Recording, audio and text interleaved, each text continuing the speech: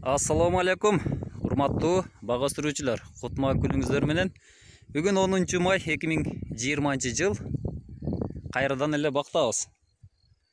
Шабдалыны жашыл бутоо боюнча көрсөтүп берейин. Жашыл бутоону аяктап калдым. Жашыл бутоодо эмне үчүн жүргүзүш керек? Бир канча себептерин дагы айтып кетем. Шабдалы катуу данектүүлөр, өрөк, башкалар жазында, жайында буталыш керек. Азыр алдыбызда турган шабдалыны бутайбыз.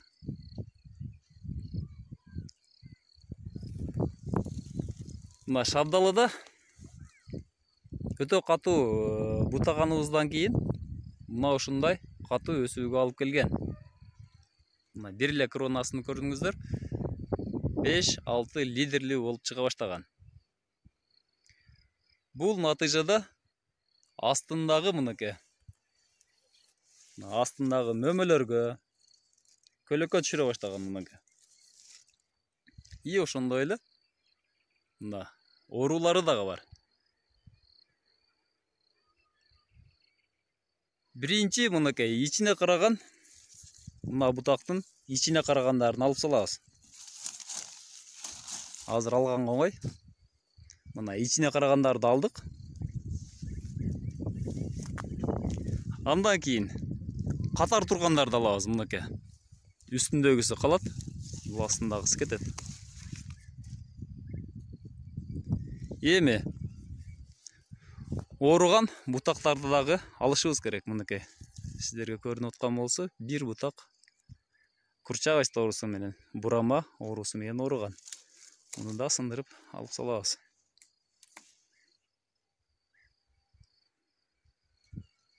Мынакей. Өтө оңой, тез буталат.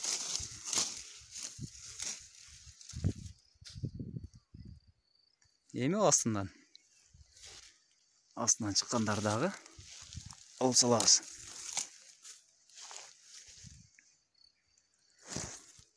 Достор, мынакей.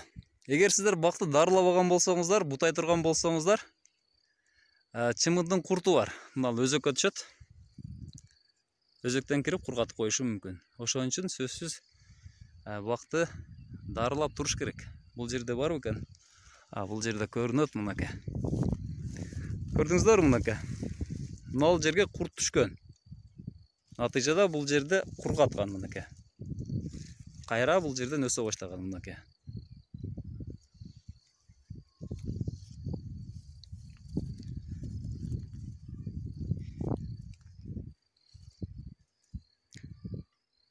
Данектүүлөр 1 жылдык бутактан гана мөмө тиет. Мынакей, мына ал жаңы өсүп келаткандан кийинки жылга буюрса мөмө тиет. Мына былтыргыда мынакей мөмө тие баштаган. Жашыл бутоонун пайдасы кийинки жылга мөмө байлаганга жакшы болот. Эгер азыр мыналарды бутабасаңыздар, бул 1 метр болуп дагы бийик өсүп кете турган болсо, анда күн тийген гана жеринен мөмө бүчүр пайда болот. Эгерде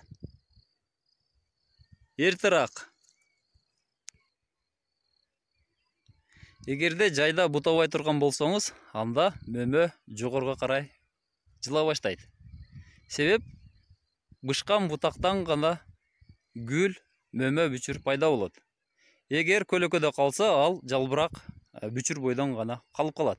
Ошон үчүн июнь айына чейин биринчи стадиясын бута бүтүрүү керек.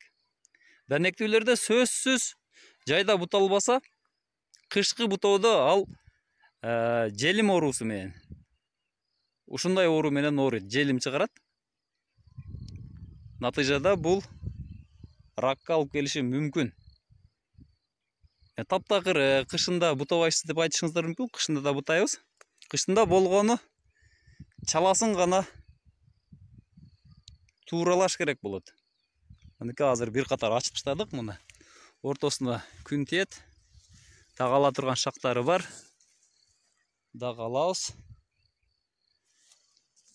Мынакей.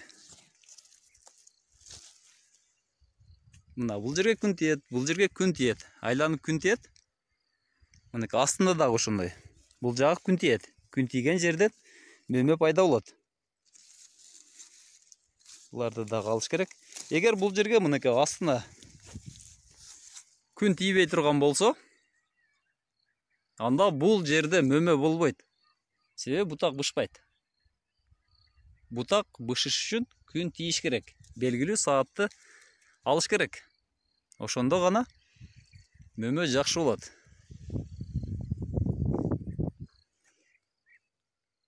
Кийинки көчөткө барайлы.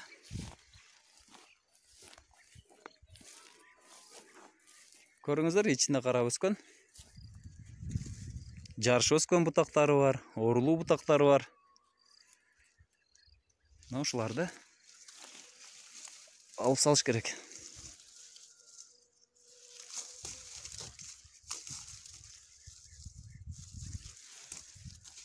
Мынакей мөмөлөргө дагы күн тийбей калган.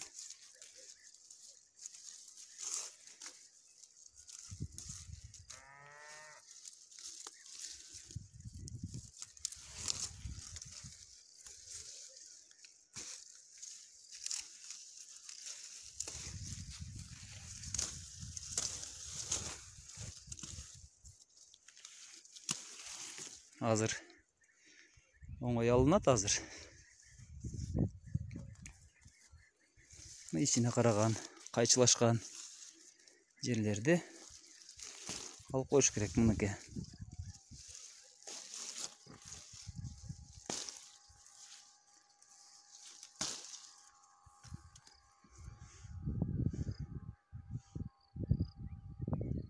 Кийин көчөткө барабыз.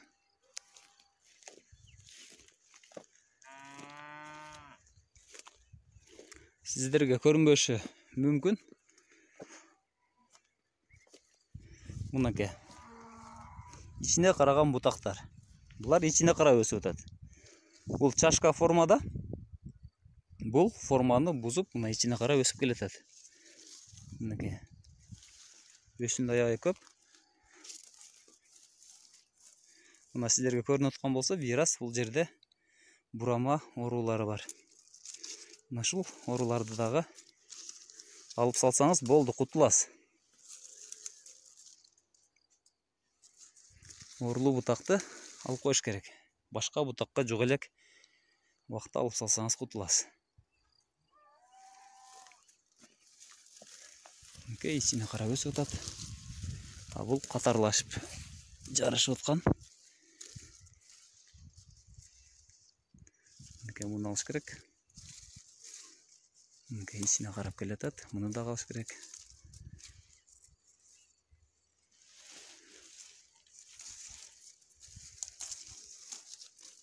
Ошондо шабдалы ору суркоодон